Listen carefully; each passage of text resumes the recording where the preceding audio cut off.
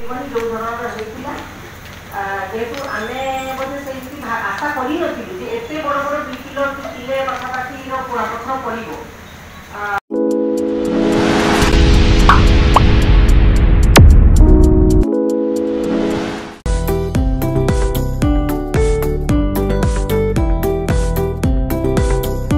मयूरभंज जिला परिषद अष्टम बैठक जिला परिषद अंतर्गत विभिन्न विभागीय जनकल्याण योजना संपर्क में विशद आलोचना। मयूरभंज जिला परिषद अष्टम बैठक जिला परिषद सम्मेलन कक्ष में मयूरभंज जिला परिषद अध्यक्षा भारती हांसदा अध्यक्षतार अनुष्ठित हो जाइछि। बैठक में मान्यवर मंत्री गृह और नगर उन्नयन तथा सार्वजनिक उद्योग विभाग डॉक्टर कृष्णचंद्र महापात्र, मान्यवर राज्यसभा सांसद श्रीमती ममता महांत, जिलार समस्त विधायक, मयूरभंज जिलापाल हेमकांत सोय, जिला परिषद मुख्य उन्नयन अधिकारी तथा कार्यनिर्वाही अधिकारी धर्मानंद बेहेरा प्रमुखों समेत जिला परिषद सदस्य सदस्या, पंचायत समिति अध्यक्ष अध्यक्षा और विभिन्न सरकारी विभाग जिलास्तरीय अधिकारी माने जोगदे जिले जनसाधारण सामाजिक अर्थनैतिक तथा सामग्रिक विकास पाई सरकार विभिन्न योजन कार्यकारी करा विभिन्न उन्नयन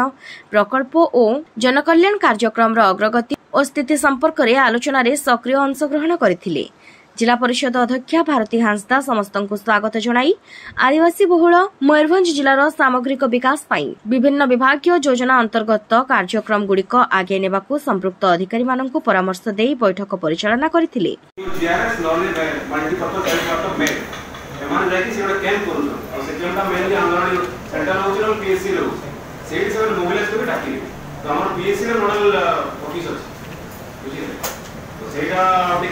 एक्टिवेट करवा पड़ी कार्ड इनिशियल 86,000 कार्ड ऑलरेडी बांटा है 2 लाख पाखापाखि कार्ड आस 5टा ब्लॉक सब 5टा ब्लॉक सर आसी राजपुर आसी सर विजातला आसी कुसुमी बादामपाड़ा आसी सर कप्तिपदा बहंदा 5टा ब्लॉक बर्तमान आसी 5टा पार्टी कप्तिपदा बहंदा बाकी 9,000